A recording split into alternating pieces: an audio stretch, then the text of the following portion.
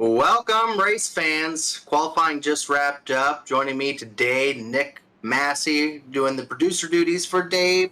We're running a little bit behind. I believe they're just about to line up, so we joined in, but we're under the Xfinity race for tomorrow, but it's going to be showcased here for the Truck Series. Had a little technical difficulties, but this will be the Stay Tuned Trucks podcast series here, and first race of the actual playoffs.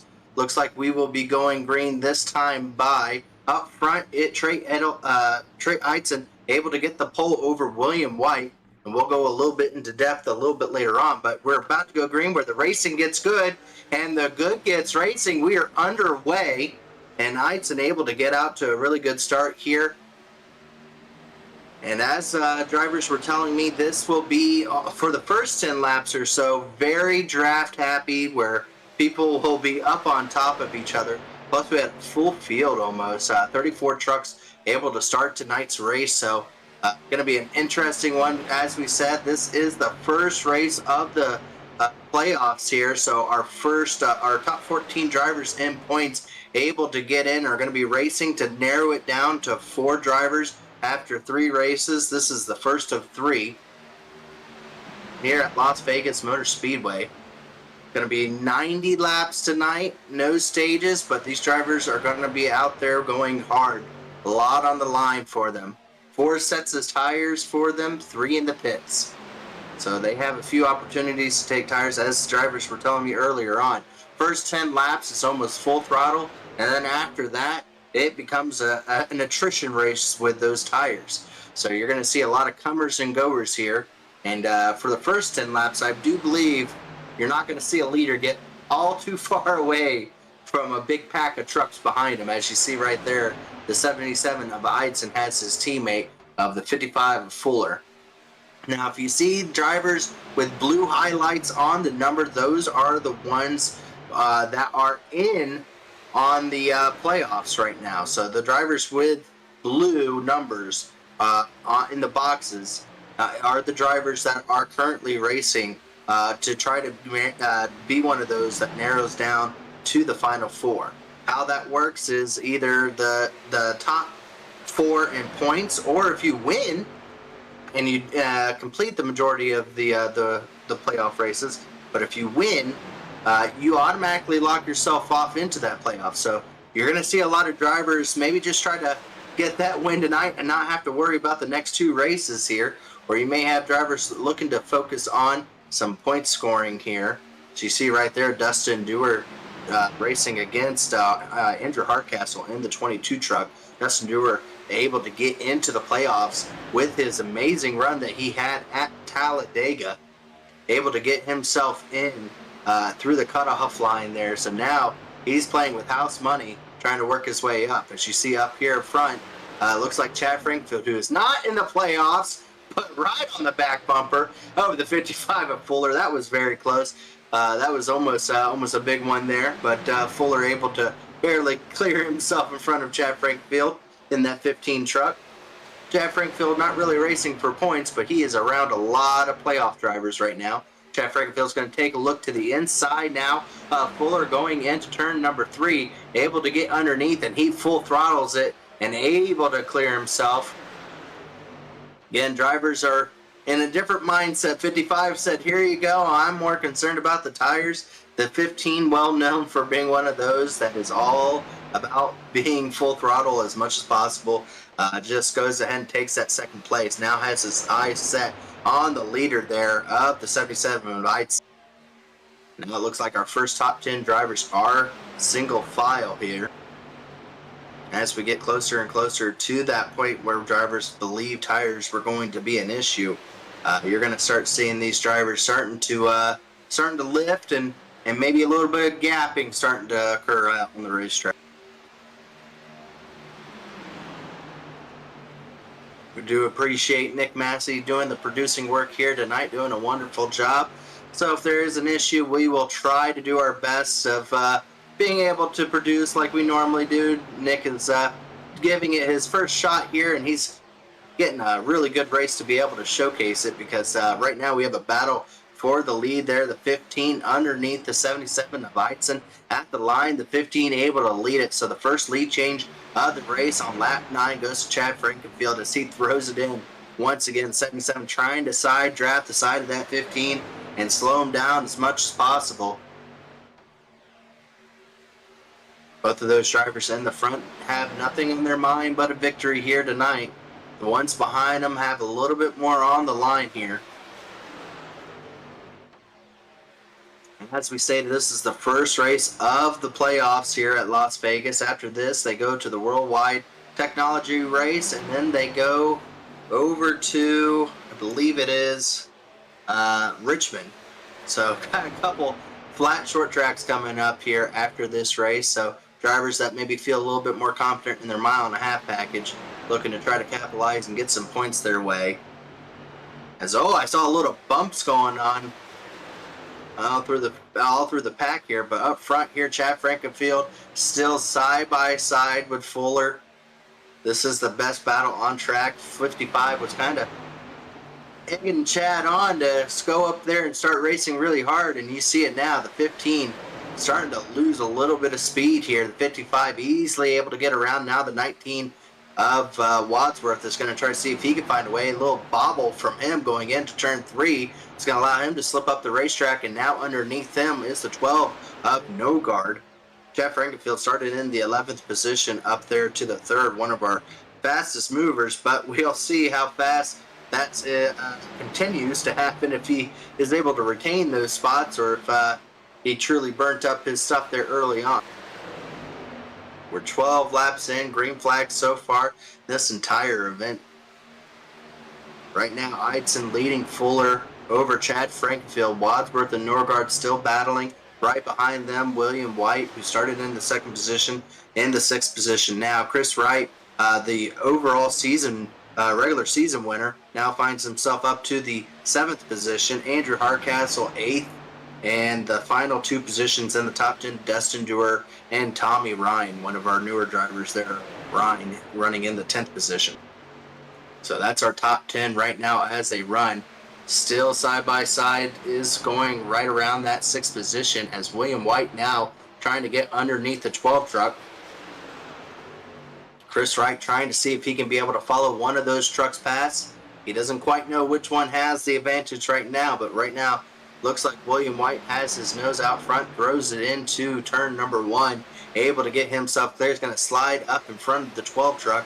We'll see if that allows the 12 to lose a little momentum to see if the 42 can be able to make any kind of maneuver. As that's going on, it looks like we do have a battle for the lead here, as Fuller, for the first time tonight, after saving for the first 14 laps, now makes his move. He is now taking over the lead, coming to lap 15 over his teammate there in the 77 truck. So now Justin Fuller out front, was considered one of the favorites coming into this season. Didn't get all the races down as a lot of these drivers, so he didn't get the regular season points. But when the races he did show up for, he was very strong at trying to get himself locked in early this season with a win in the playoffs here. Another guy I'm watching back here is 38 of Jeff Green. Didn't have a great qualifying attempt, but he's up 12 spots back up to the 11th spot since the green flag dropped. So that 38 machine's on the move as well. Yeah, from the 23rd position up to the 11th position, Jeff Green able to work his way up there. Again, you have to be concerned about any of these drivers that you're making these passes early on here. That's great and all, but drivers were very, very critical about how fast the tire runoff is, and if you can be able to keep that speed up. Just to give you an idea, Chris Wright, this last time around, his lap time was a 32.0.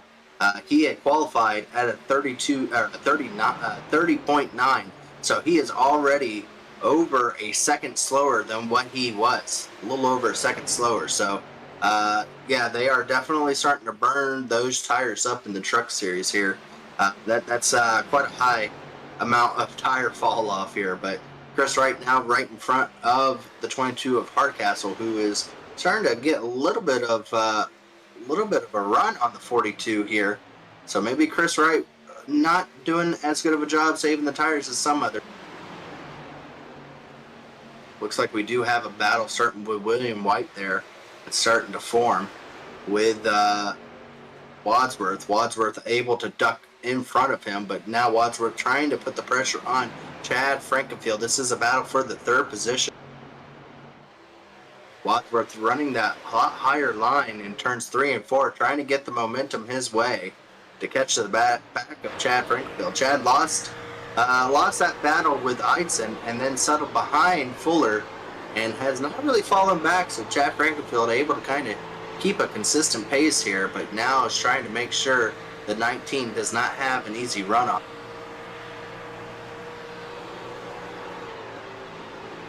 Once again, Wadsworth a little bit higher line there. It's going to allow William White, our English driver, going to try to take a look to the inside again in turns 3 and 4, not able to do anything there.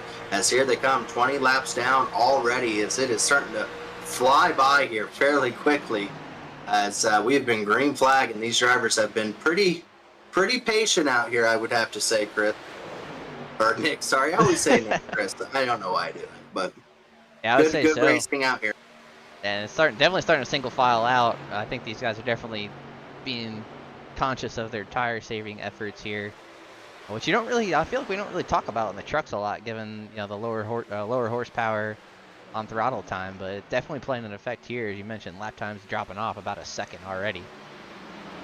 Yeah, now almost a second and a half from what they were. So yeah, normally in the trucks there's always going to be a drop off, but it's never usually this high and this quickly and consistently. But as you got that screen showing right there, battle between Dustin Dewar there and one of our newer drivers, Tommy Ryan there. Tommy Ryan with an outside momentum, able to clear Dustin Dewar to take over that 10th position.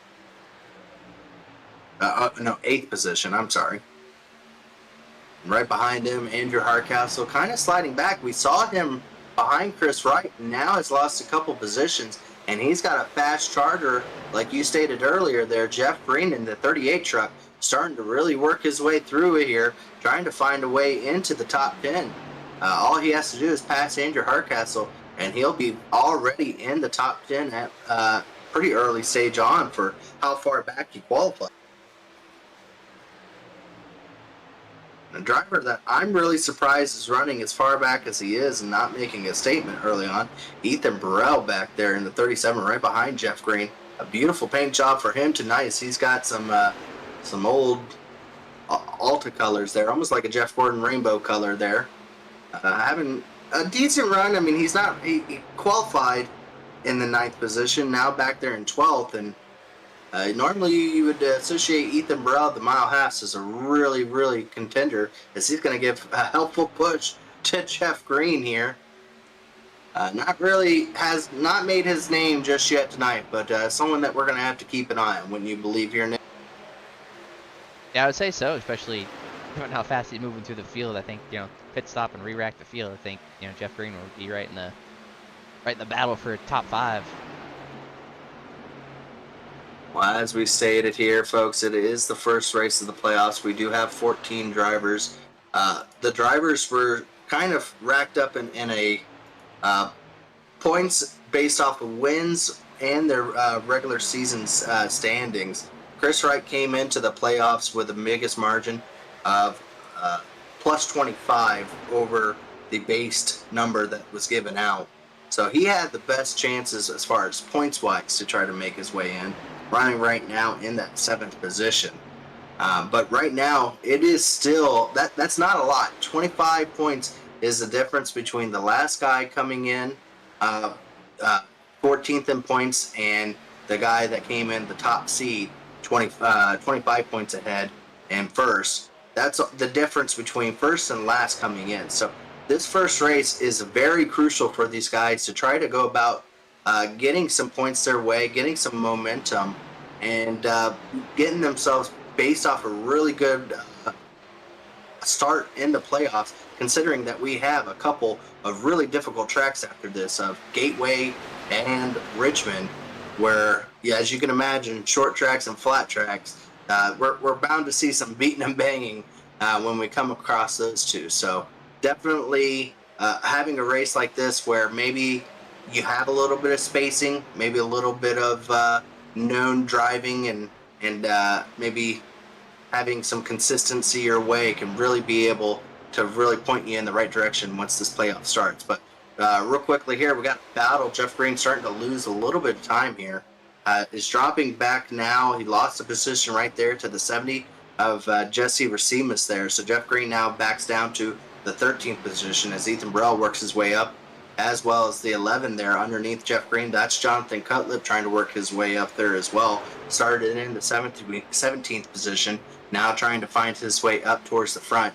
One of those drivers that, again, people felt pretty confident about his way of being able to points his way if it came to that, but has a little ways to go if he wants to rack up some really good points before the end of the night. As here they come to 29 laps and already 1/3 of the way through this event. Yeah, this race is flying by with a lot of green flag racing. It's good to see, but starting to get spread out a little bit. I think they're going to see, Jeff Green made up 12 spots. We were talking about a little earlier, back down to 10 spots. So maybe he went a little hard on the tires and he's a little paying the price for it now. But about halfway through this run, I think these guys are going to be looking to split this down the middle if this goes green. So I think that's definitely the strategy here. You'll see the guys probably prepare to pit on lap 45 or so. Yeah, so they still have about 15 laps yet to be able to accomplish that. But some drivers are looking forward to that with glee to be able to put on a fresh set, and some are waiting or wishing it took a little bit longer as they continue to try to make their way up. Andrew Hardcastle losing 2 spots in one turn right there, 3 wide.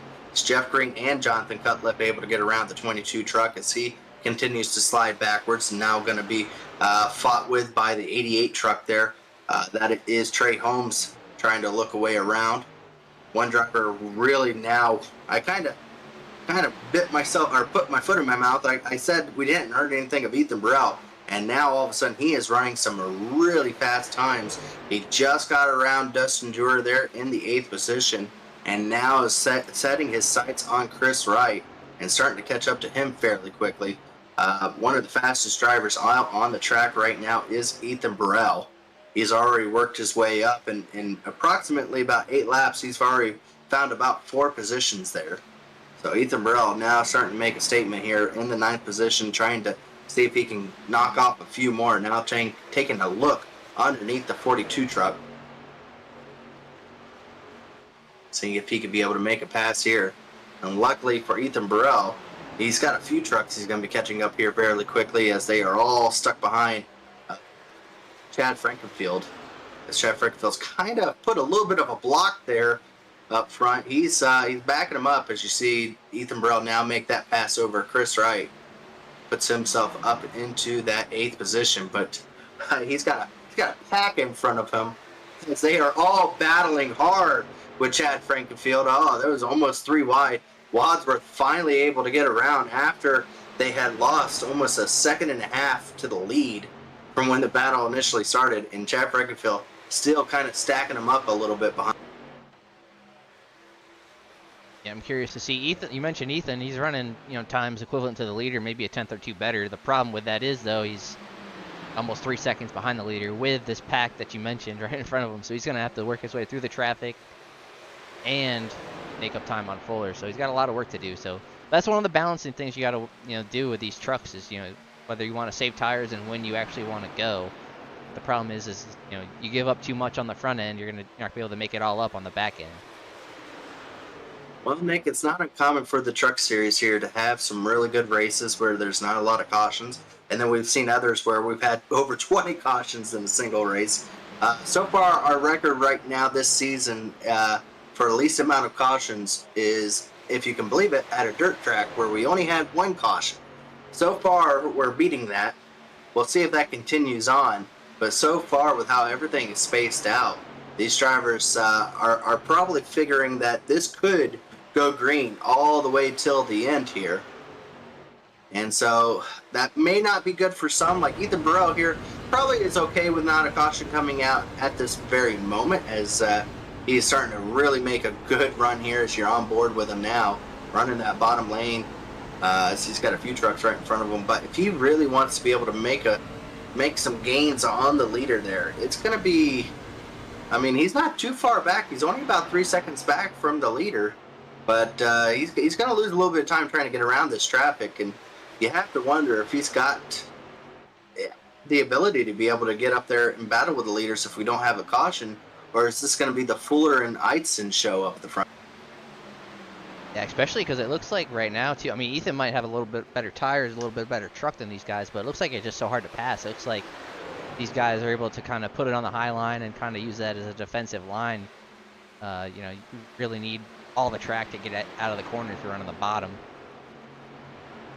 Well, very shortly here, we're going to be coming up at that point where these drivers are going to be looking at making a pit stop. I would have to believe anytime around lap 41, 42 is we may see some drivers try a short pit stop here, an early pit stop to maybe jump some drivers here. Maybe like a driver like Chad Frankenfield, who is struggling, struggling very hard, but battling just as hard, trying to keep drivers behind him. He may opt to stop the suffering and come down to get some tires here. I'm sure the drivers behind him wouldn't mind that, getting him out of the way and making it a little bit easier for themselves. But we'll have to see. I would have to believe it's going to be coming up in the next few laps where we'll see if some drivers are going to make an early pit stop here. There has been a couple little playoff scenarios that have happened. Joe Francis had a connection failure with the server, one of our playoff drivers, up early here, not due to a wreck, but due to a connection issue. So horrible news for Joe Francis, as that's going to really affect his playoff drive. It's going to make it into an almost must-win situation for the next two races for. Whoa, big maneuver going on back in the field, but right here, Ethan Burrell doing a really good job working that bottom lane. This right now is the best battle on the track. This is a battle for the 6th position.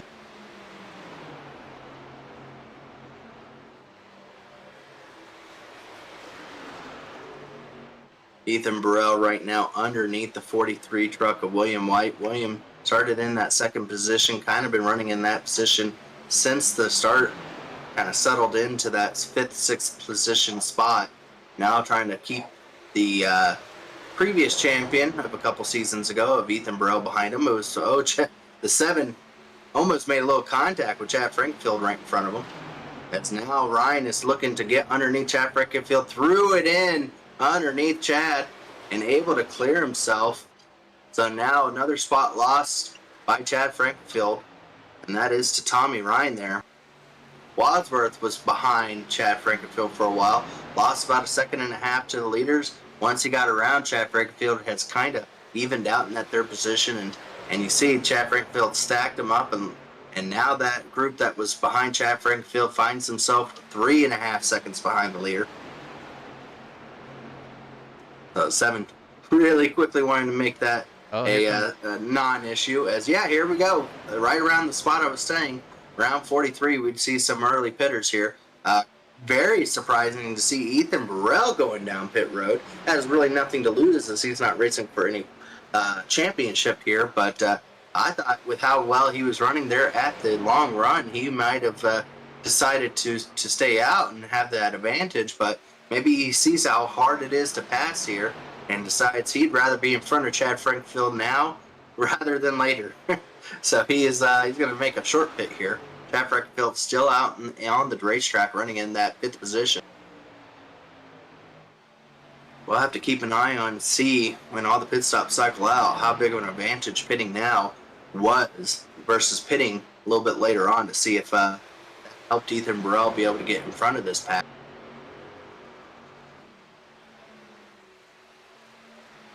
Come back around this time, it will be halfway in the race already.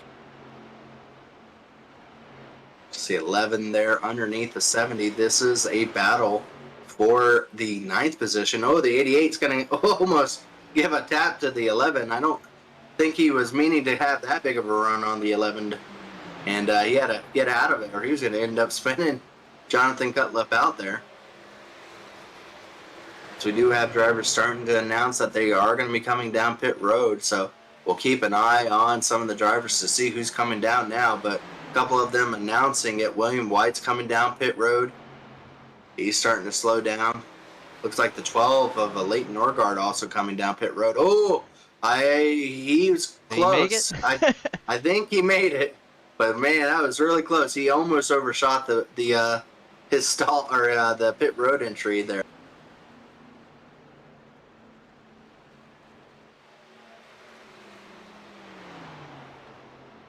About the time Fuller got out front, it's kind of just been his show up front here. He's now starting to gap the second place of Eidson. So Fuller with quite a lead out front.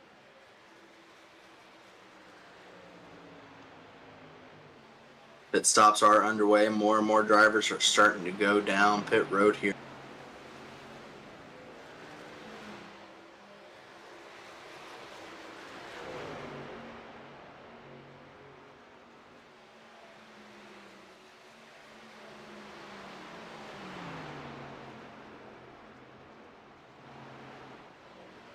Chris Wright now starting to battle with Chad Frankenfield. They are still on older tires. Chris Wright now trying to take a look underneath. I am very surprised Chad Frankenfield has waited this long, considering how fast he's been dropping back here. Yeah, we just talked, 10 laps ago, these guys being about 3 seconds off the lead. They're now 6.5 seconds off the lead. That's how fast these guys are falling off on their tires. The leader's on the same tires as these guys. They're just, 3 or 4 tenths of a second slower than Fuller. Yeah, Fuller's just absolutely flying right now. Flying is the correct term for what Fuller's doing. Is Chad Frankenfield finally comes down pit road. Oh! And he spins it. And don't come back up. Oh boy.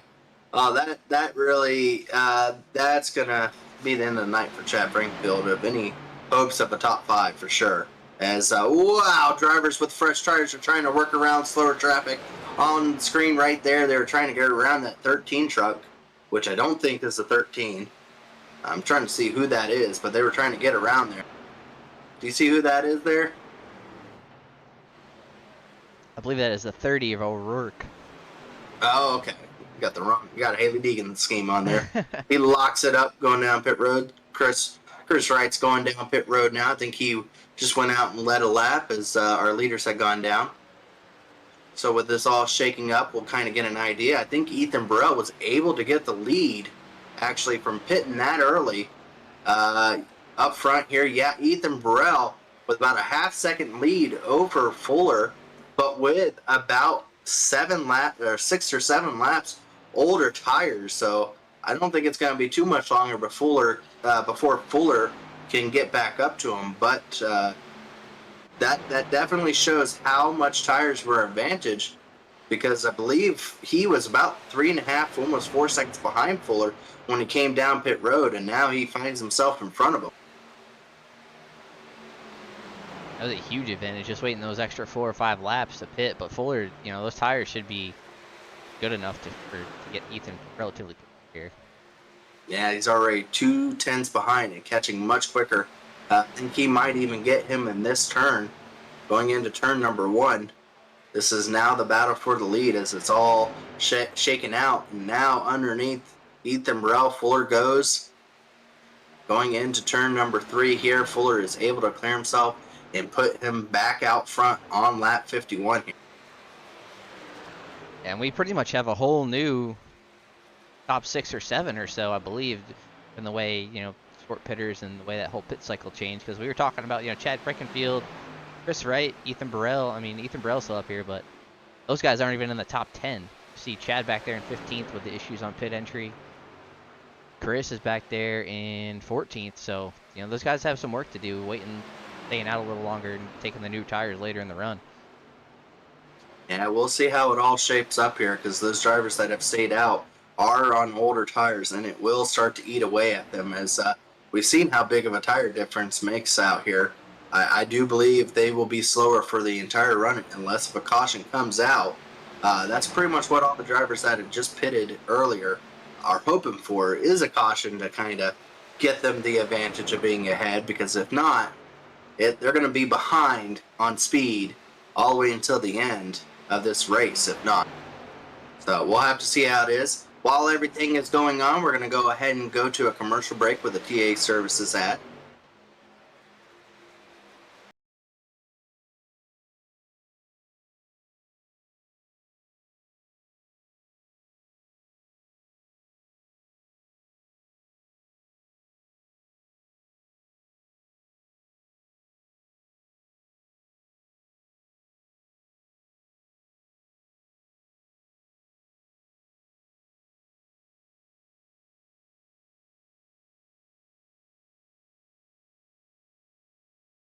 isn't easy, but experiencing it is.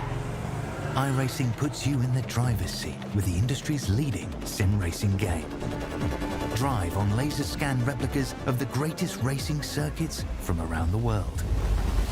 Go head-to-head against other drivers chosen by skill-based matchmaking to ensure competitive racing at every level. Compete across all your favorite series. In officially licensed cars, engineered to deliver the most accurate driving experience possible.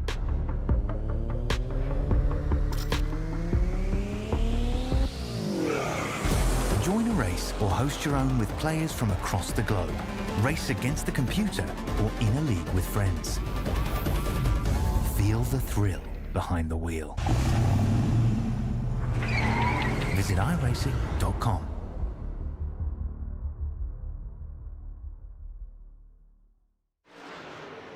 And we're back. We do thank our sponsors, TA Services. For over 36 years, TA Services has been a trusted domestic and international full-service third-party logistic provider offering freight brokerage, management, transportation, warehouse, and fulfillment across borders, logistics service to shippers around the globe. Thank yous to TA Services. Thanks to Blue Egg Marketing, the marketing department for small businesses, small business owners. Blue Egg is your biggest fan. And then also thank you to Worldwide Technology, which we will be racing here in the Truck Series, the next race for the playoffs here. So thank you to Worldwide Technology Raceway for sponsoring us, and we'll see them very shortly. Worldwide Technology Raceway is a motorsports racing facility in Madison, Illinois, just east of the St. Louis, Missouri. Features a 1.25 mile NASCAR Cup Series racetrack for the trucks, open wheel series. Also has a 2,000 mile infield road course used by Trans Am, SCCA, Porsche Club of America. A lot of racing goes on there, and you'll get a full list of everything whenever we go out there, and you'll see how beautiful of a racetrack that is. Also, thank you very much so to our series sponsor, Stay Tuned Sports Podcast. I mess it up every time I say it, but I do appreciate them joining us as the premier sponsor of the Truck Series. They get a lot of money for their value because these Truck Series are a wonderful series to sponsor. Gets a lot of great entertainment. We've seen some fantastic racing from these trucks so far this season. And thank you to Stay Tuned Sports Podcast, Stay Tuned Sports, where it started in 2016 by two friends, even though they hated each other's team. With the purpose of producing sports show like no other, they wanted to create a show that would cover all major sports with a little bit of comedy mixed in. Stay Tuned Sports releases weekly episodes covering NFL, NHL, NBL, and even some college football. So if you're looking for some hot takes mixed in with some good ball busting, then it is a show for you. Stay Tuned Sports, your home for sports nonsense.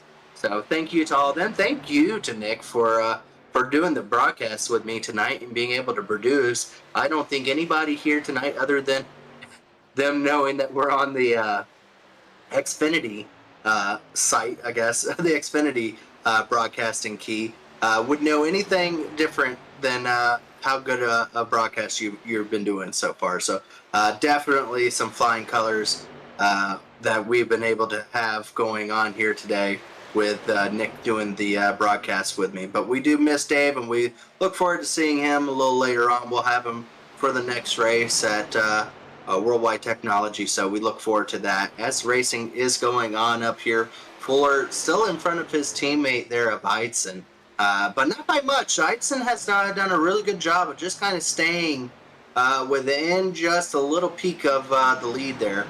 And then behind them, Chad Frankenfield. I'm not on the right thing at all. I was about to say Chad Frankenfield should not be even anywhere near what I was saying. But no, yeah, Chad Frankenfield way back there. Yeah, but Heitzen right there behind his teammate. And then Ethan Burrell kind of backed up there to Wadsworth. And you've seen the side-by-side battling going on there. Wadsworth having that outside lane and that advantage of not having to slow down, able to rocket his way past that 37 with the help of a little bit of the 12th truck also making his way past Ethan Burrell on those older tires. So very quickly, Ethan Burrell now drops back to that 5th position and is very hoping for a yellow to be able to kind of rack up and get them on the same tire strategy here. You see Ethan's tires about 5-6 laps older than these other guys he's racing around, and that's a big difference in these trucks and on this tire model in iRacing. So Ethan, I mean, better than when he was running. We saw him save his tires, run up on that pack for 5th, 6th place around there, and he's still running there. So yeah, but now he's going to have to look out for White trying to take that top 5 position away from him. Up front, Fuller trying to be the guy to lock down the show and lock himself into the Final 4 without having to worry about any playoff. But Watts are doing a really good job tonight, being able to lock down some points for him as well, running in that top 3 position there. So good points for him as well as Nogard. Chris Wright starting to make his way up there, trying to see if he can be able to find his way to some more points before the end of the night. I think he has a good shot being able to catch Ethan Burrell with how fast Ethan Burrell is starting to lose steam. But to see how much further Chris Wright goes, we'll have to keep an eye on. But right behind him, a fast and charging Cutlip who's not far behind. So that battle looks like it's going to be playing out for the rest of the show as well. And all the drivers in the blue boxes for their numbers are the ones that are racing in the playoffs. We have 14 drivers to start off the playoffs here, and like no other, probably the most difficult series as far as how the playoff works. It is cutthroat. It goes from 14 trucks down to 4 in 3 races. That is a big cutoff of a lot of guys. With that big of a cutoff, there is not a chance for you to have a bad race. If you have a bad race, like Joe Francis losing his power and finishing dead last tonight, it becomes a must-win. With this many drivers on track that are racing for that spot, every spot is important. And I do have to believe a lot of them, like Fuller and some of those other drivers, were probably coming into it thinking that a win is the only way you can feel comfortable at any time in the playoffs here. Is just go out there and think about just winning at that point. I'm ready to do a top 10 countdown as we reach 22 to go. What about you, Nick? Yeah, we can go through the field. Well, still battling up front here. They've been just kind of hanging out. The 2 teammates there for Aftermath Motorsports, Justin Fuller and Trey Eidson, have been up front the entire event, dominant for those 2 trucks. Absolute domination for both of them because they have a 5.3 second lead over 3rd place. Back there in 3rd place is Justin Wadsworth, still really doing just what he needs to, getting some really heavy points his way. If you couldn't get the win, being the next guy in the playoffs in the running order is the next best thing, and that's what Justin Wadsworth is doing right there in the number 19 truck. Ethan Burrell, who just got back around Elite Norgard. I have no idea what's going on there. How Ethan Burrell has the speed to then be able to battle back. He was playing the possum, I think, because I thought his truck was dead with those tires. Finds a way back around the 12 truck. So Ethan Burrell still has some life in that truck. Finds his way back up to the 4th. Leighton Norgard now finds himself back to 5th. With a very fast charging number 43 truck there of William White, who's doing a really good job this season, his rookie season and the truck series with us in Elite. And for how late at night he has to be racing, Nick, he's from England. So it's really late at night for him. He has been dedicated to the Elite series here and doing a really good job here right now, trying to be the first international driver to make the playoffs and go for a championship. So good job for William White there, running in that 6th position.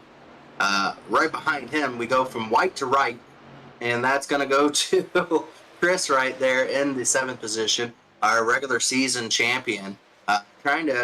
He already had the most points going in, just trying to get more points his way, running right there in 7th and tracking down those group of drivers in front of him. With 18 laps to go, he still has a chance to get a couple more points his way, and that's what he's trying to do now. Right behind him is Cutlip. There you go. Jonathan Cutlip in the 8th position, was in the Final Four last season, trying to do it again, trying to get back up there to have another shot at it. Rookie season last year, made a lot of eyes turned his way, trying to back it up again, this time try to get that championship to his name for that Pro Edge Series. And then running it in that 9th position in, yep, there it is. And that is Jesse Racimus there, who's been very good this season. I feel like from last season to this season, he is probably one of the biggest improvers I have seen so far in the Truck Series. He has been on it, and he has been very fast this season. Now finds himself in the 9th position, trying to get a few more before it's done as well. And then right behind him, non-playoff driver, but very dedicated to the Truck Series, Trey Holmes, has good runs in the top 10 right now, trying to complete another top 10 run for his Pro Edge team as well. And that is our top 10, separated by 10 seconds, which is honestly not that bad, Nick, if you consider that we have been green the entire race, and they are coming up here in 5 laps, only 80 laps down, and for our top 10 to only be separated by 10 seconds, less than 10 seconds, we see in a lot of series when it gets to this many laps, you can almost say the top 5 are separated by 10 seconds. So after 80 laps, it is still a very, very close considering. I agree, and you got the 2 team cars. Eidson's not letting Fuller get away this time, and then it's another 6 seconds or so back to that 3rd place. But yeah, I agree. The field's still relatively tight, especially considering green flag pit stops and everybody running on different tire strategies at the moment. Yeah, absolutely. We are 14 laps down. Green flag so far this entire run. We may have our first non-obvious road course style, first green flag run in the Truck Series this season. Don't want to jinx it, but right now it's looking very good to go green all the way to the end here. Some good battling right there that you're showcasing it. Jeff Green stuck behind 2 trucks trying to figure out a way around. This is the biggest battle on track. Jeff Green right now. On the front straightaway, around and into the wall. The 25 of Joshua Freed hooked off the front bumper of Jeff Green. That was a battle for that 16th position. And that ended horribly for the 25 truck, as his night is over. Unfortunate. We're going to go through a replay here, and at that point it was already around for him, but I think it was just like a situation where Jeff Green just started coming down, and he wasn't quite clear, or he came down too much, maybe expecting the 25 to go down further than he actually did, and it just took a little hook, and then around went the 25 down the front straightaway.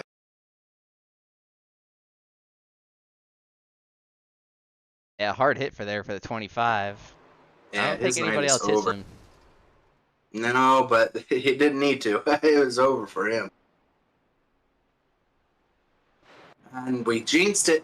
We jinxed it, Nick. We said talked about that we wouldn't see it. We wouldn't, we were talking about it the first time this season, and it's over. We got our first caution of the night as drivers are starting to come down pit road, and you can believe it. Everybody's going to get their final set. This isn't the final. They're going to get their set of tires put onto it. Drivers are definitely going to be taking their tires. I doubt we'll see any drivers go off from a 4-tire strategy here, as we saw how much of a drop-off in time, almost 2 seconds from when they had initially took on the tires. That's how slow the trucks have gone. But we're going to see a battle through pit road from this angle right here to see who's able to get back on up front here. Was that 2 tires by the 37? I said we wouldn't. I'm just going to be proven wrong, as Ethan Burrell, with nothing to lose, is taking 2 tires. I don't like that. I don't like that option. I don't think Ethan Burrell. I think he's going to be slip sliding a little bit here. Ethan Burrell, the only driver to take 2 tires, flies out of there in front of Fuller. Is Cutlip on 2 tires as well in that 11? Take a look at that, but yeah, definitely some tire strategies at play right here. Yeah, he might be. So never mind, 2 drivers. 2 drivers have come out with 2 tires. One was able to get the lead, and Cutlip came out in 3rd position there.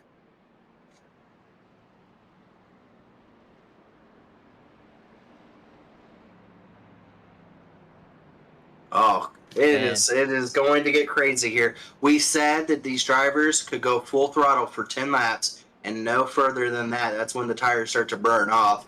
And we're going to go green with less than 10 laps to go, which means every driver is going to be driving it like it's a Talladega Daytona style. And Nick, I think we might want to buckle up for this because it is about to get crazy out here, I believe. Yeah, this pretty much equals the playing field. You know, we saw the 2 team cars, Fuller and Eidson, kind of drive away from the field, and you know, now these guys are on new tires, so they're going to be able to go 100%. They don't have to worry about tire saving. It's going to be just a 10-lap shootout here, and I agree. I think it's going to get pretty wild. Yeah, Fuller's going to be onto the outside. I do believe that Ethan Burrell's going to be worrying about his teammate there of Cutlip behind him. Both of those drivers drive for Pro Edge. So I think the inside lane is for the first 2 rows is going to be Pro Edge, and then the 2 drivers on the outside lane is going to be for Fuller's team there. And we'll see how 2 tires work. I don't know. I would for that long. I mean, those left side tires are going to have darn near close to 40 laps on them. Nick, I do think it's going to be quite loose for him.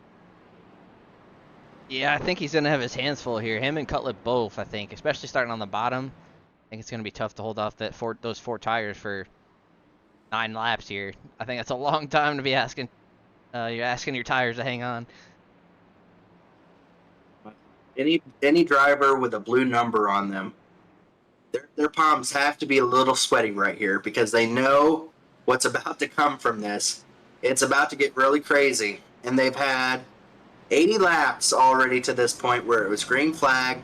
Now some of those drivers were probably in a decent position, but now it's all up in the air as to where they're going to finish, if they even get to at this point, because I do believe we're going to be seeing some desperate drives and some desperate drivers trying to find as many points here as they can, because they know you have to be with 3 races determining 14 drivers to 4. A mediocre finish is not that good. That's not what's going to get you into the playoffs. You need to have good finishes, and we're about to see how much those drivers want it here. With 8 laps left to go, we're going to see who's willing to put it all on the line, and I'm afraid that's probably going to make some people angry here. Pace car lights are off. If you have to stand, I would definitely agree with you in that moment right now, because it is getting nervous. There's a lot on the line.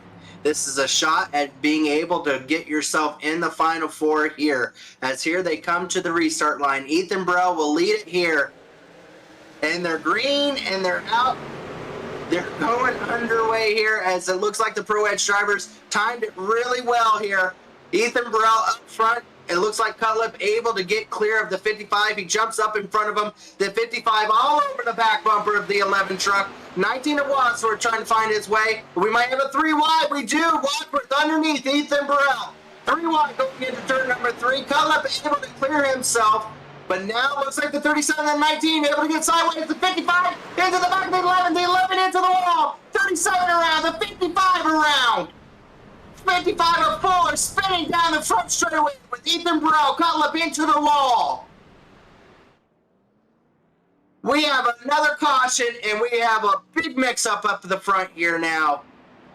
As Ethan Burrell, I think Ethan Burrell got flipped over at one point, getting hit by his teammate in the 88 truck. Trey Holmes hit him there, and we're going to have to go back and see how that all shaked up there. It was 3 wide. Fuller got into the back of the 11, sent him up the racetrack. Then the 55 came down, clipped the 37, spun him around, and then, Chris Wright got into the back of the 55, spun him. This is where Ethan Burrell got upside down almost did. Able to keep going straight. The 55 doesn't hit anything, luckily for Fuller, but he's going to be way in the back of the pack. He's going to be dead last back there. as looks like the 88 11's going down pit road right now. So Cutlip, he made some heavy contact. I think Dustin Dewar back further in the pack got almost spun out there as well.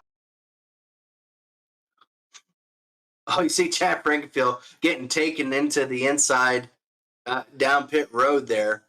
Looks like the 70 of Jesse Racimas making some evasive maneuvers, pushing Chad through the grass there.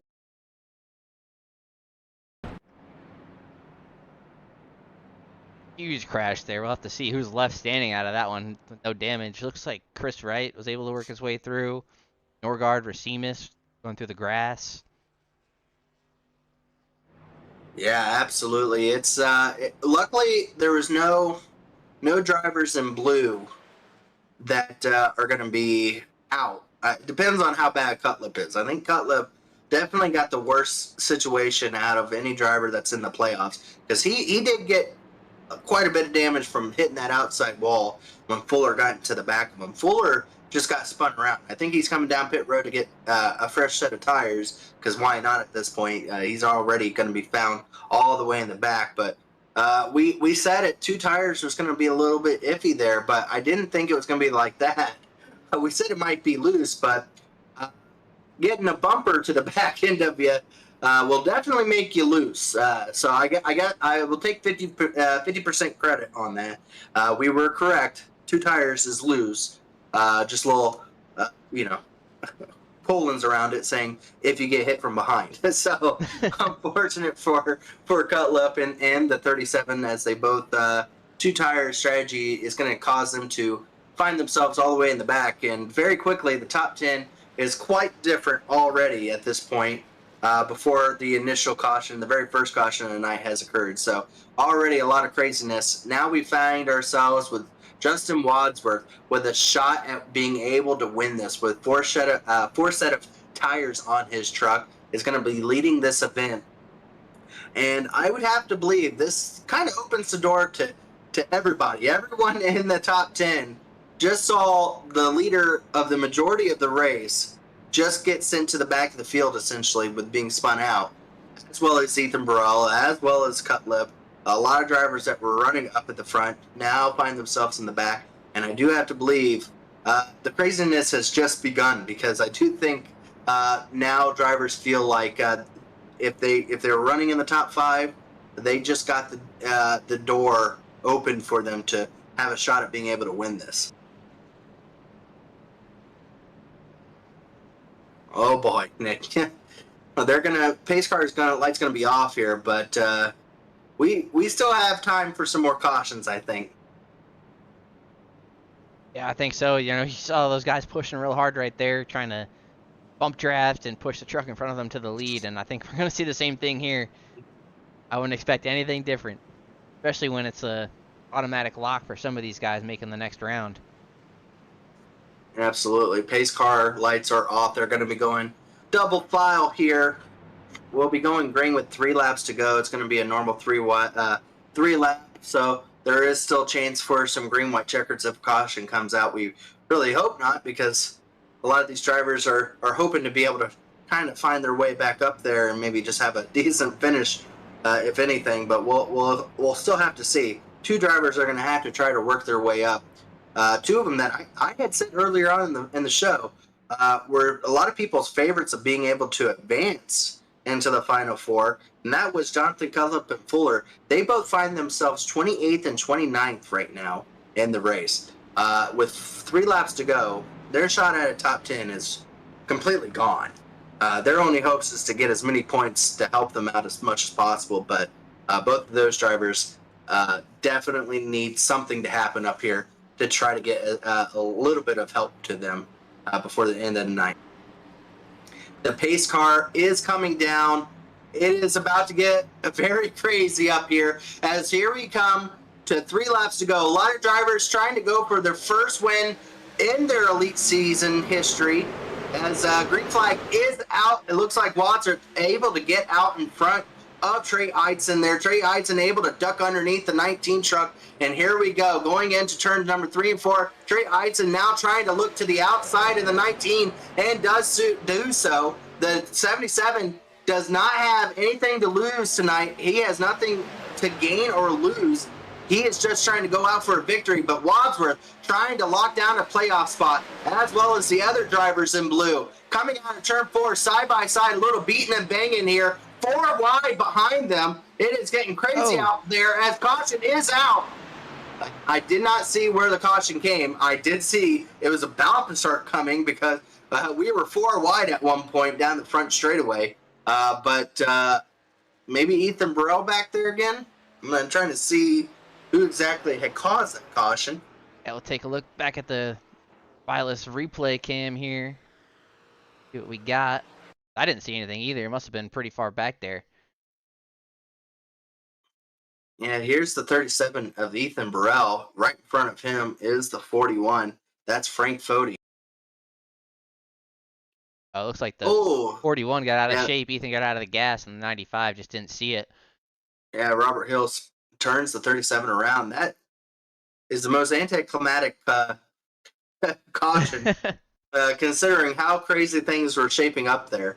I mean, it was 4 wide down the front straightaway at one point in the middle pack there, as drivers were trying really hard to ruin the night of some people that were in blue. But up front here, Wadsworth able to somehow keep the lead just a nose ahead of the 77. But I do have to think the 19 is going to put that in memory bank of what the 77 did in turns 1 and 2 on that restart to jump to the outside. I don't think he's going to want to allow that 77 to have that shot again here. But our top 10 looks as thus. Justin Wadsworth out front trying to get that win. Eidson trying to help his teammate with at least keeping a playoff driver from winning a race and making it a little bit easier to point your way in. So maybe he's trying to block off one of these playoff drivers from getting the win and help his teammate that way, as well as getting a win himself. Chris Wright, with restarts and everything going his way for sure, finds himself now in 3rd position. William White still having a really good night in 4th, still has a shot here to also try to get his way into the playoffs with a win. Tommy Ryan, up into the 5th position. Again, one of those drivers with not really anything to win or lose here, just trying to go for a victory. And then right behind him is Jesse Racimus having a really good run here late in the race, getting up into the top 6 now. So coming in strong at the end of this race is that number 70 truck there. Right behind him is a Leighton Norgard. And then right behind a Leighton Norgard is a slew of drivers, again, that are out of the playoffs, just trying to go for a victory. One of those that is well known to do whatever it takes to get to that victory, Chad Frankenfield. And then right behind him at 9th position, having a really good night for himself, it's Michael Goodman there for Do Good Motorsports, having a really good running position of 9th place. Right behind Michael Goodman there is Jay Connor. Usually it runs a different number than that, but he stole my number. The 31 running at my number. But Jay Connor right now running in the 10th position. And then Casey Hatch, Corey Abbott, some other drivers behind there as well.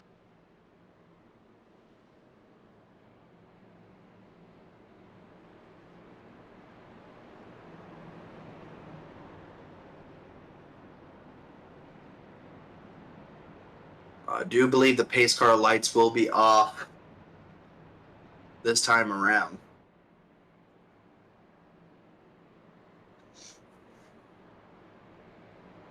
This will be the first attempt at a green-white checkered, I do believe. How many do you think we're going to use here, Gerald? Boy. That's a good question there.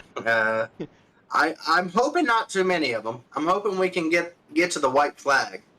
Now, just because we get to the white flag doesn't mean that we don't see a wreck. If we get to the white flag, we won't see another restart. It will be raced all the way back to the checker flag. So if we get to the white flag, it pretty much does not matter if there's a wreck or not, because it will be raced all the way out to the checker, and whoever wins, wins. So hopefully we'll see the white flag. I'm going to say 1. I think we get to the white flag. I just don't feel confident that there's a wreck after that. I do believe we'll have a wreck after the white flag is taken, but I do think we will at least get to that position. Pace car lights are indeed off. Wadsworth now going to be restarting on the bottom line. Last time around, he had a really good restart, but so did Eitzen. Eitzen able to duck in behind the 19, then get a run in turns 1 and 2 and get to the outside of the 19 truck. Wadsworth will not want to have that happen again, so we'll see how that works out. Chris Wright is going to hopefully try to time it with the 19 and definitely try to keep the 77 from being able to get in behind the 19 this time around. As here they come, they will be coming to the restart line for our first attempt at a green-white checker. We are over the distance here. We'll see who is able to come out and top. Green flag is out, and we are underway here. 43 did not have a good start, but one that did was the 42. Chris Wright, he was able to get in behind the 19. 19 now able to duck up above the 77 there, trying to keep that line taken away. Now drives down to the bottom and is blocking the 42. Down the back straightaway, Chris Wright's going to give a good helping push to that 19 truck. Here they go into turns 3 and 4. Right now, Wadsworth out front, Chris Wright right behind, and Eitzen in third. Here they come out of turn 4, and a caution is out. Massive wreck. 5, 6, 7 trucks involved, maybe more. A lot of drivers involved in the back of the pack. A huge, massive wreck before we could get back to the start-finish line here.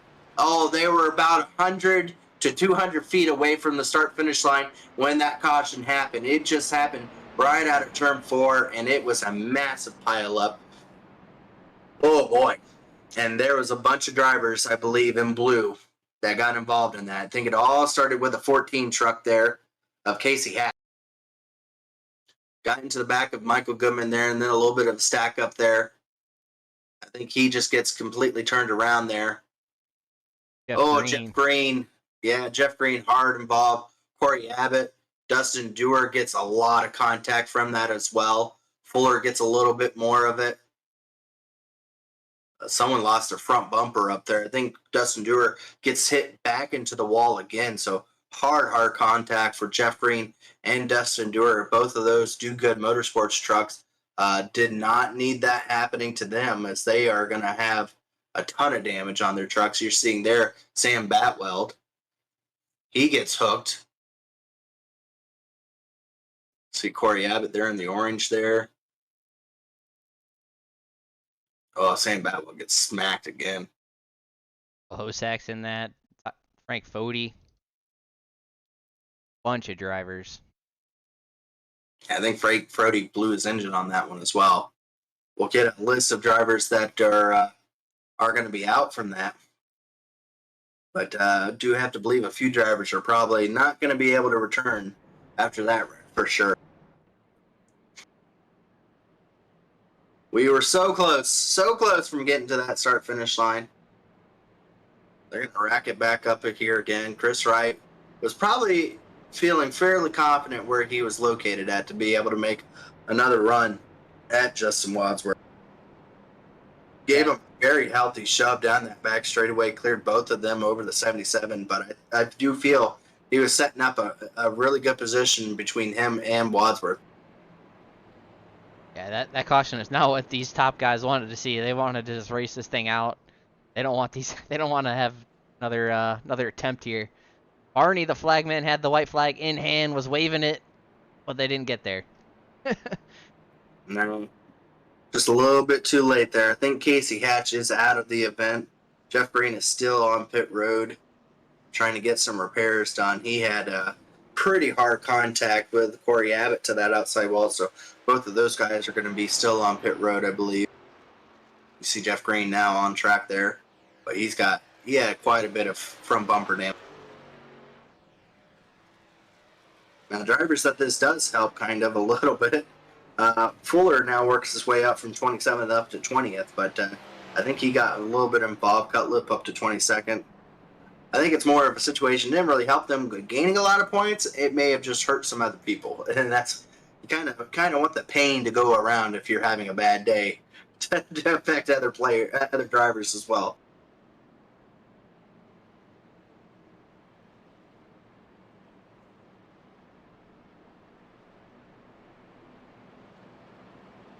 Well, we're coming to our second green-white checkered. This is our fourth caution of the night. They do get 3 attempts at this, so this will be the second one. We'll see how it all plays out for these drivers, as they will be coming around to take one more lap of going around under caution. Pace car lights will be off here. And shade has set on the track, so if you wanted them to go a little bit faster, they're about to.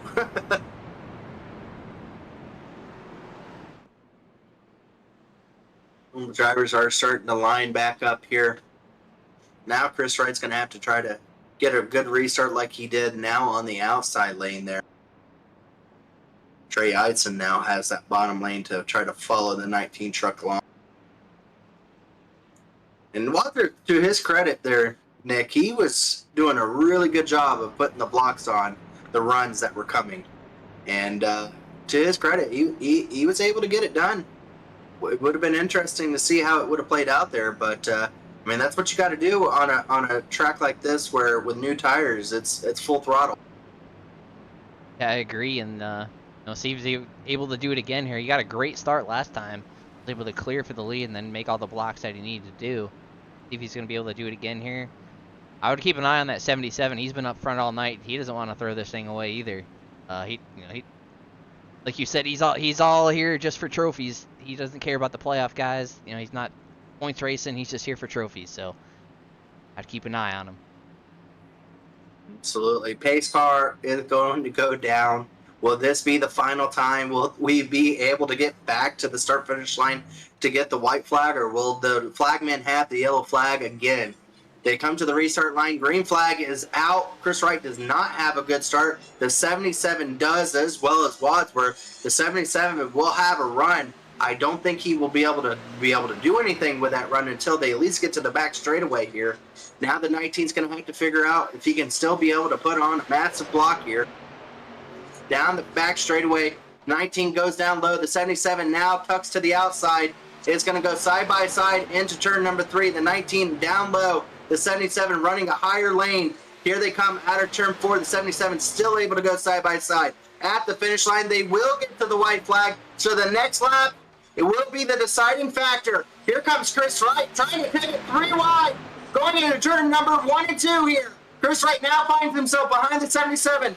They go down the run down the back straightaway. Chris Wright will be right on the back bumper. Able to get to the outside now. Chris Wright to the outside of the 77 of Eidson. Going in turn 3 and 4. Here they come around. They're all underneath the blanket, but here comes the 77. Right around the bottom really well. Able to climb himself at the 42. At the line, it will be Eidson playing spoiler here at Las Vegas for these playoff drivers, and able to get it done and win it for his team and his teammate there to steal one of those playoff spots over Wadsworth and Chris Wright by 600ths of a second at the line. Crazy racing. As it came push come to shove, it was the 77 able to get it done there at the end. And a massive wreck at the finish line as well. Yeah, well behind them. Yeah, what a finish. A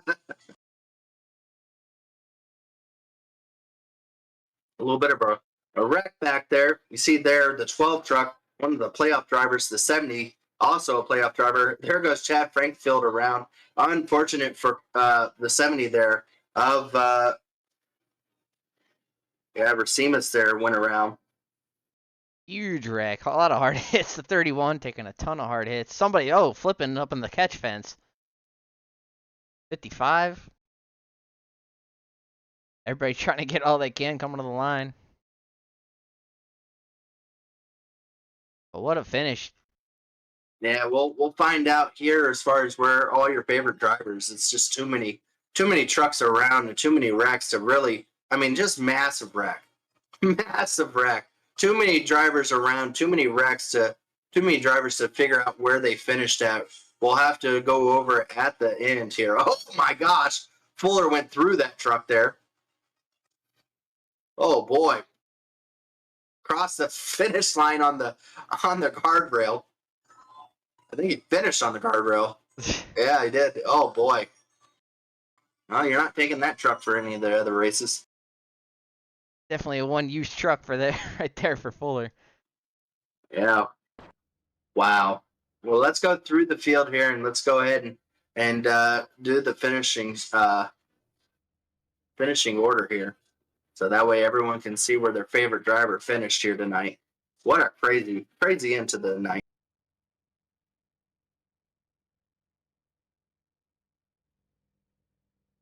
I can get it to pop up here.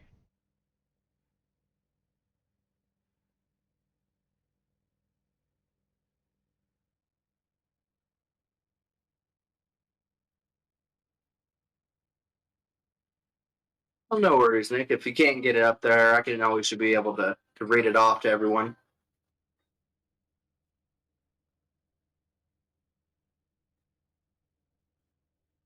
Might have to start reading them off. Having a little trouble here pulling up the results.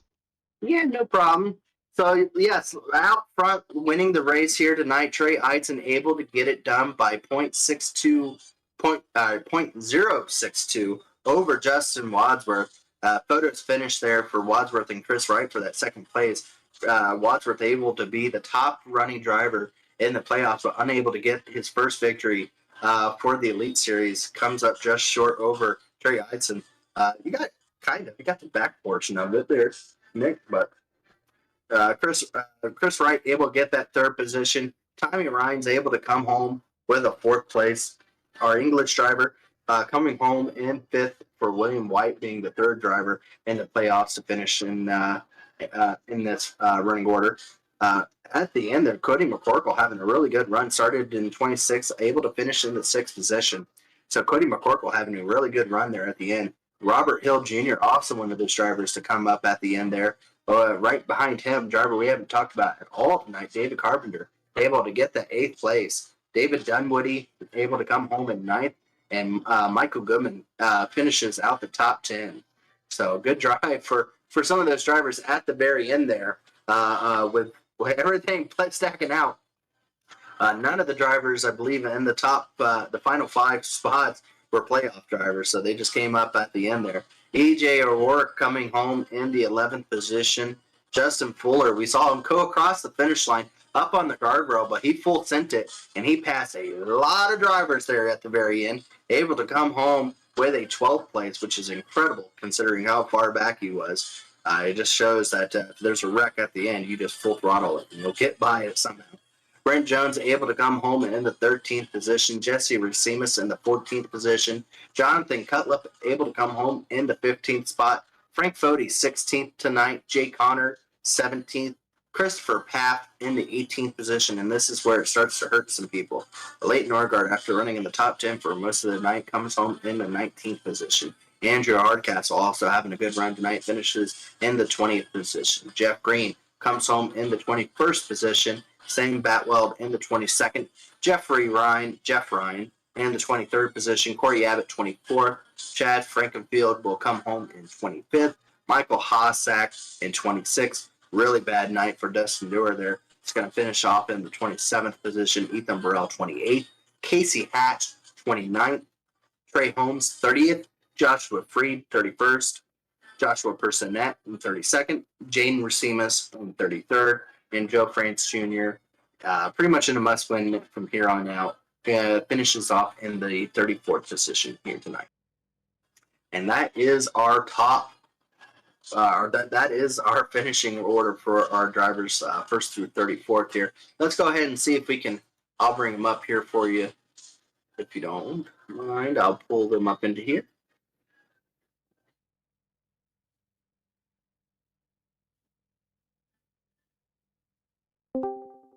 We're going to bring up our third place driver here tonight. Third place by 0.02 of a second, just missing out on that second place. But a good run. You had a shot. You're probably wishing that it didn't have that very last caution where you had a run on Wadsworth running in the second position. But you made an incredible move down the back straightaway to at least try to attempt on the very outside. Just not enough time there, and maybe not enough people behind to help push you there. But Chris Wright able to get the third position, and a really, really good points night for you. Now that one of the three spots that could have potentially been taken by a winner has gone away, offers more opportunity for those that are looking to point their way in. Overall, Chris, is this exactly how you imagined tonight going? Well, when we first got in here to practice and we realized it was kind of going to be wide open for a while, it kind of hit or miss. We didn't know what to expect, but it was not quite as packy as I thought it was going to be. I think it could have been the first 10 or 15 laps of the race, as you saw there at the end of the race when we all had fresh tires and couldn't do it without wrecking because, we could just go anywhere and wide open, which is why, like you mentioned, that last restart kind of hurt us. If we'd had 5-6 more laps on the tires, I think I could have made that outside work, but everybody can run wide open right there, so it was just not the move that was going to work. What I should have done and what I told Trey that I should have done there was I should have went to the bottom of 3 when I had that huge run as we were taking the white instead of squeezing to the top of 3, and that kind of put us in a spot where down the back we had to be on the top end of 3, and that just wasn't going to work. But yeah, it was a really solid night. We weren't quite as good on the long run as I wanted to be, but I think it was just traffic. You couldn't pass. You saw tonight was actually a benefit to be pretty aggressive on the tires. Chad was really aggressive, and then we really couldn't pass him back. So once the tires wore off, even if you saved them and you were better than the guys in front of you, you couldn't pass them. You get down on the bottom, you get stuck because they'd be drafting down the straightaway. A couple times I made a move to try to pass some guys and just got stuck on the bottom. So we stayed out long. That green flag stopped to lead a lap, so I at least got that accomplished. And then once we got that late yellow, I kind of expected what we got there with the 4 tires, and some guys took 2, and I don't think they had the grip quite that they thought they were going to have when they got down there to 3 that first time at speed, and everything kind of happened, and we ended up with a shot to win that we otherwise wouldn't have without the cautions, but the restarts were good. Everything worked out. Got a good night on a night that could have been really, really bad. Saw it with Fuller there. He was one of the best trucks all night, and he ended up in a wreck there and didn't get the finish that he probably thinks he deserves. So it'll be interesting. I'm not sure what the next 2 races are, but a solid points night when we already came in here with a pretty big cushion. It's pretty good. I know that some of those other guys that had a lot of points too didn't have a good night. Jeff Green, Jonathan Cutlip had rough nights, so excited to see where it goes. Hopefully that gives us a good cushion going into the next race here, and just a couple solid races. Maybe it's all it's going to take, and we'll be able to race for a championship. Absolutely, but again, a good points night to you. Not the highest points finishing driver in the playoffs, but with your advantage from the regular season, does this kind of change your attitude for the next 2 races? I mean, you see a through 3 wide battle. Do you race as closely as you normally do, or do you now start saying, hey, there's 2 spots open for points drivers, and I'm by far the farthest guy up there on points? Do you start now playing a little defense knowing that? Well, Trey locked in right tonight. He's one of the 4 now, so he's a playoff guy. So there's still just 1 spot available for points, but I came into it knowing that we had a pretty good gap. We just had to have some smart races, and then if we got done to the last race, we'd see where it shook out. But definitely after tonight, we know that, probably a couple top 10s is all it's going to take for us to point our way in unless something real crazy happens. So we'll just go and see what kind of speed we have next week, and if it's speed enough to win. It's not like I'm not going to push any harder. It's not like I'm going to dial it down. We're just going to go out there and race like we've raced all season. We've been pretty consistent all season, so not going to change it now. Let's go out there, see what we got, see how it goes. The cars are going to fall where they may here when we get to the end, and we know Trey's going to be one of those guys already, so he can take the next couple weeks off, maybe if he wants to. But it's going to be real interesting. I think, in my opinion, Fuller's probably going to win one of these next 2 races. So you're going to Trey Fuller in there. And then that last spot's going to be if somebody else can, Cutlip's really good. Could he find a way to win a race? There's Norgard, he's got speed. Could he find a way? Dewar's out there. There's a lot of guys out there who, they could win. You saw with Wadsworth tonight. He could win. Like any one of these guys could win. So I think Fuller's probably going to win one of these next 2, and that'll leave 2 spots, and then we'll see what shakes out after that. So obviously we want to win. We want to be one of those guys that wins, but we'll see what happens. We're not going to do anything too crazy. There was a talk of 2 tires tonight there on the pit box on that last pit stop that everybody made, and I would not get talked into that. The 2 that did it, obviously, it didn't work out for them. Yeah, you are correct. Looks like Nick missed a driver to put blue, didn't you, Nick? Man, first day on the job. And he had one thing to get accomplished, right? That's all he had to do. Yeah. Well, Nick, did you have any questions for Chris here?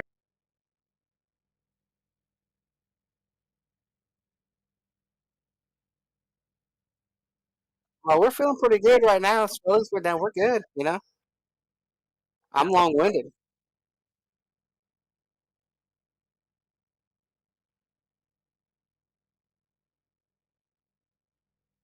Well, the green white checkers weren't too bad when I was able to restart in the front two rows. But yeah, when we took off there and restarted eighth, and those guys were throwing two tires, everybody got three wide. I did make a move to go to the middle three there, and that probably kept us from being involved in that wreck anymore. I hate that I got into the 55 there when they started wrecking off of four there. I saw Ethan start going to the left and being completely 90 degrees sideways. I was thinking he's going to go down there and hit somebody. They were going to come back up, so I just got up high and I was not really on the brakes. I was trying to just go around the wreck and not get caught up in it and let it come back up in front of me. And about that time, he pulled up trying to shake the 37, and I hit him, and was part of the reason that he didn't get that good finish that he deserved tonight. So I hate that happened. It was it wasn't anybody's fault. It just was the circumstance of those guys taking two and shuffling around and everything. But without that happening, him and Trey probably run 1-2. It was just really, really hard to pass after about 7 or 8 laps. So that's what led to that calamity there at the end. But yeah, once we got in the front two rows, it wasn't too bad. I was actually able to get some pretty good restarts. I don't typically get those restarts, and I feel like I did every one of them pretty good, except for maybe the last one, restarting second. But I think that worked out too. I was able to get down in line in third and get a draft and a big run on the front stretch, like what we wanted. Like I said, I should have just went to the bottom into one instead of going to the top when those guys were side drafting each other and trying to be right on each other. I think the bottom would have gave me a better chance to win the race than ultimately going to the top like I did. Well, again, congratulations on your third place. As again, good points tonight, even though one of those spots is actually taken from the playoffs there. But again, there is always a guarantee of at least one driver being able to make it in on points. And I know you probably wish you were a winner. You have 2 other races to still be able to get that here before we go to Homestead. But again, congratulations on your third, and hopefully we'll get to talk to you as we go to Gateway next week. Yeah, we'll see. We're not typically too good at Gateway, so that might be the one that we got to get through. But I just wanted to thank you guys for putting on the broadcast, everybody, Elite Racing Network there, and Nick's first night producing. I hope it all went well. I can't wait to go back and see how it went there. And Dave obviously is not with us tonight. I think he's on a vacation, and so gave the old Huck machine a good run tonight. Everybody at Mountain Man, all my teammates, everybody at Pro Edge over there who helps setup wise with what they're doing, and Ethan was trying to help me out with some different things that he thought that I could do better out there. So it was a good night there for the truck. Everybody, like I said, we got 2 Mountain Man trucks in the playoffs. I'm not sure how my teammate did tonight, so hopefully we can continue having this good run and find a way to sneak into the 4 and race for a championship at Homestead. There you go. That's our third place driver tonight and our regular season champion. Trying to see if he can lock himself down. Good run tonight, Chris, and we'll get to talk to you again. That was our third place driver. Let's go ahead and our second place driver didn't show, but we still have our race winner here. Well, we didn't mark you down correctly, so the whole race we thought you weren't actually racing for a championship, but you actually were there, so that's our fault. But overall, you raced like a driver that needed to go out and win the race, and that's exactly what you did, Trey. You raced right behind Fuller for the entire race, and he didn't leave you, so it was hard to tell which one of you was the strongest driver. And as soon as the 55 was out of contention there, you definitely stepped up to take over that dominant role there, able to get it done, very aggressive on those restarts. Walk us down what it took at those restarts to be able to get it, because it looked like you were very aggressive trying to get to that outside lane. That seemed to be where you preferred to have gone. Can you elaborate to us what all went through to getting this win tonight? Yeah, you kind of covered it all, but I've raced Fuller here for 6-7 years now. He's just, this kind of his favorite track in the truck, and there's been nights where I sit there and try to save tires, and he'll drive off into the sunset. Like, you kind of saw it where over the course of a run, you can eventually break the draft and get away. So I led for a little bit, and then for whatever reason, he's just always has been better at saving his tires here than me. So I was kind of used to it. Like, when he got to me, I was like, just go on. I'll do what I can to stay second. And he gave me a little bit of advice on what he was doing down in 1 and 2. which that helped tremendously. That really is kind of probably what helped me pull away from everybody else. I really wish it would have stayed green because I had kind of started to reel him back in with 20-ish to go, and I felt like I had done a really, really good job of saving my tires and letting the draft pull me back up to him. Passing him probably would have been impossible, but I would have at least tried to, or like to find out. But when the caution come out, I knew we were kind of done lifting for the night. So just trying to the points position, and I wasn't in a great points position. I haven't had the greatest regular season. Had missed some races, but I did have a win to fall back on. So I was just kind of like, let me get out of here with this chaos that's about to go down. Give me a top 5, and went to the bottom on the first restart. They wrecked, and then the other ones, just there's such a draft. Like getting up to speed, the 19 was just kind of a sitting duck. Like there's nothing he could do because he clearly launched better than all of us every restart. And just by the time you get to turn 2, you had such a run. I just kind of wanted to be on the right side and hold him down and keep my momentum up. I think Chris seemed to go wherever I was. Tommy Ryan, he's a buddy of mine, so I know he would help me if I needed the draft. So I just really wanted to be up top with the momentum, and if we were side by side and had to drag race it out, I was fine with that too. But once we took the white, or actually coming to the white, I was obviously the 19 can't hear me, but I'm sitting there yelling at him to like go to the apron because I thought Chris was gonna go down there and put us 3 wide, and he didn't. So when he shot to my outside, it actually caught me off guard, and when I reacted to it, me and the 19 actually touched. So I don't know if the 19 was aware at the time. I've talked to him since, but I wasn't trying to door him down into one or do anything malicious. I just was kind of reacting to Chris because the game called him out there. So I didn't want to hook myself into the fence. I had to give the 42 some room. So just a lot going on, a lot more than I was expecting. I didn't even think I left enough room to my outside before we got to turn 1. So when it called outside, it definitely threw me off. Well, I mean, you were able to get it done, and that's what really comes down to mattering here. Because talk about, I mean, this is a real full season with Elite that you've done. I mean, there's not very many playoff scenarios that a series will put together where it's just this cutthroat from 14 drivers down to 4 in 3 races. I mean, there's not a lot of chances to be able to find your way in, but there's sure a lot of chances to lose out of being able to make it in. I mean, was that kind of your game plan? Was just how hard this year, this playoff is that you have to go out and get these wins when you can. There's no second places really because you don't know what the next race is gonna come of to you. Just like Fuller, where he finished, not where he was indicative of running. Things like that could happen and knock you out pretty easily. Yeah, absolutely. Like I'm not making excuses. I promise I'm not crying to the league, but I don't get to practice a lot. I don't know how much the league practices, but I usually get in the server 15 or 20 minutes before qualifying and hope I can figure it out. So like there's times where that holds me back, where there's some nights I just straight up suck on the long run, or I'm just slow, and then you just kind of play survival. So with the way the draft model is at the bigger tracks, you kind of know you can hang on and you can make things happen. But you're right. Like I asked Fuller halfway through the race. I was like, "Who are we even battling in the playoffs?" Like, I don't know. There's so many. Like you said, there's so many drivers. Like I have no idea who's in the field. So yeah, I just try to get the best finish you can, see where it puts you. But I'm definitely glad to win. Gateway is one of my favorite tracks on the service. So if for whatever reason things stayed green, Fuller won tonight, I felt pretty confident going into next week. But like you said, things happen. Like you could have somebody stay out on 2 tires and kill you or hold you off. Like you don't know.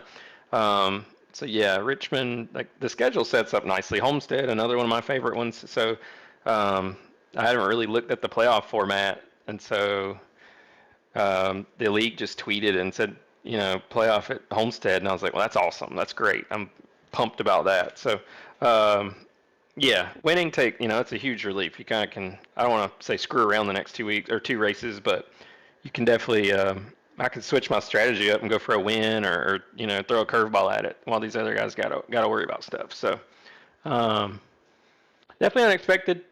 I don't want to say I kind of came in here defeated because I knew I could run top 5, but I definitely didn't see myself winning at Vegas, especially with Fuller in the field. But that's probably our history of together running in leagues. That's probably the 5th or 6th race that he's dominated at Vegas, and I end up winning the thing. So it's kind of like deja vu over and over and over. Well, again, congratulations on your victory here and being able to make it to the Final Four. It is quite an accomplishment because these Elite Series champions, they're always remembered, no matter what series it is, and it's always retweeted and it's always remembered who's done it. And it goes back for now 4 or 5 years at this point. So definitely to go and have a shot at being able to get that championship and one of your first full seasons here in the Elite Truck Series is very, very accomplishing. So good luck for you on that. But I want to go ahead and let you do your thank yous and shout outs because you are the first driver in the playoffs that can now start concentrating on home. Yeah, looking forward to it. I might actually practice a little bit. That would be crazy. But yeah, just thanks to you guys, Stay Tuned Sports, and you guys for taking time out of your day to broadcast this. And you do a great job. I usually go back and watch them.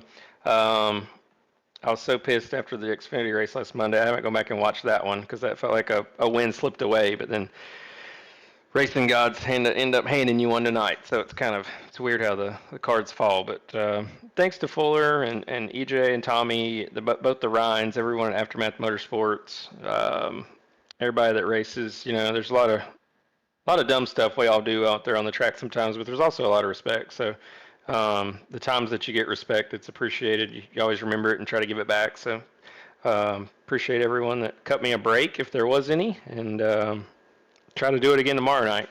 I don't know where we race, but if you guys know, you can let me know. But we'll be there.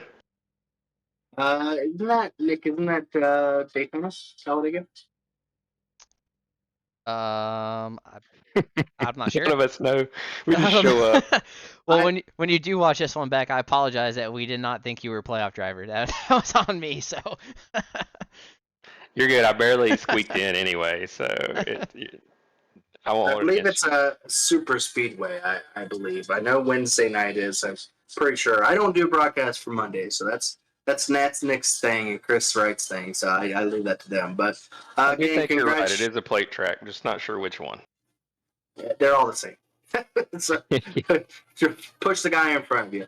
But overall, again, congratulations to you, Trey. This was definitely going to be one you're going to want to rewatch for sure because it was an exciting finish at the end and definitely a big player yourself in that whole ordeal at the end.